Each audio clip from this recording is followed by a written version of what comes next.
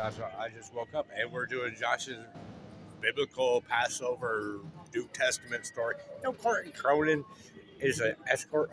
That picture's like 20 years old. It's like Courtney Cronin. Other day I was looking at it the other day. I was like, that's Courtney Cronin. That's Crow.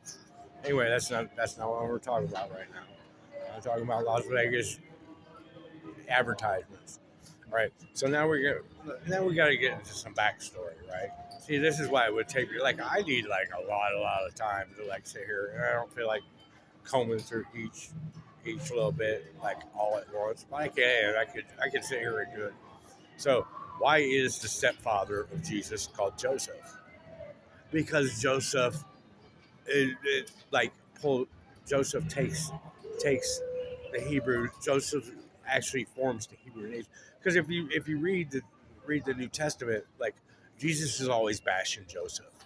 And he's like the guy who builds the grain. He built these grain and you store up your grain because that's the story of Joseph. Joseph builds Joseph builds grain bins and stores it up. So what Jesus is constantly doing is he's constantly down it. It's because it's Roman propaganda. So that's why the stepfather is Joseph.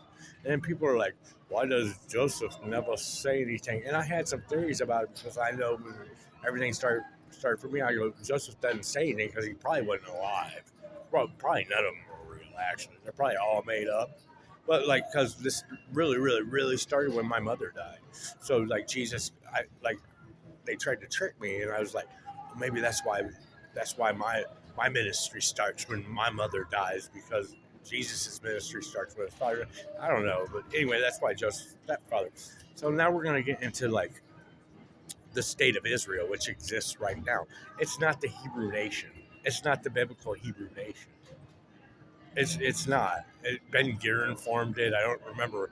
See, when God breaks apart uh, Israel because of the sin of David with Bathsheba, right? Solomon's the last, and he says right there, he goes, "I'm breaking this apart, and you guys can't reform it." So in 1947 or 48, when the United Nations got together with Ben Gurion, who doesn't even use et, and goes, "Well, in Britain and France," and I don't remember God being on the United Nations Council.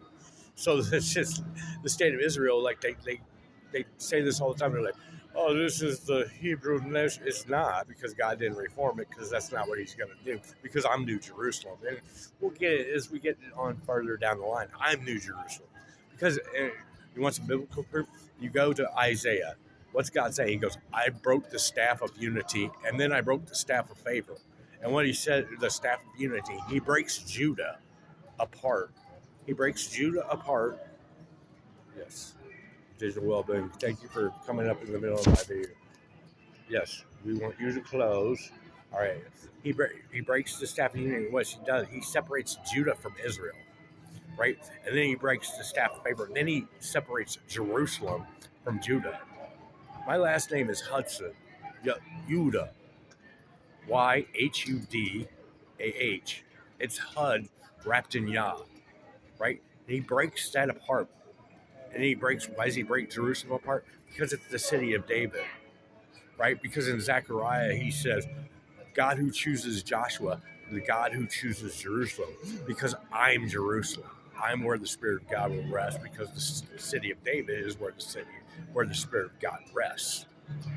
That's what so now that we got some backstory. So since God broke the staff of unity and the staff of favor, and He didn't reform it, and I am Jerusalem, the state of Israel isn't the chosen nation of God.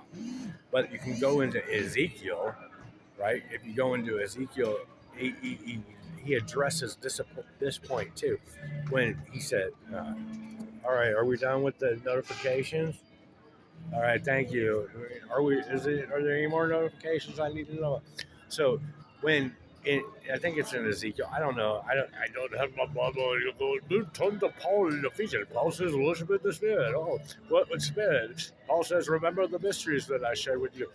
Yes, you shared the mysteries. What are they? Nobody wrote them down. What they're mysteries? For 4 years, I walked around all over the place, and I told her I even went to Rome, talked to Caesar. Nobody could write.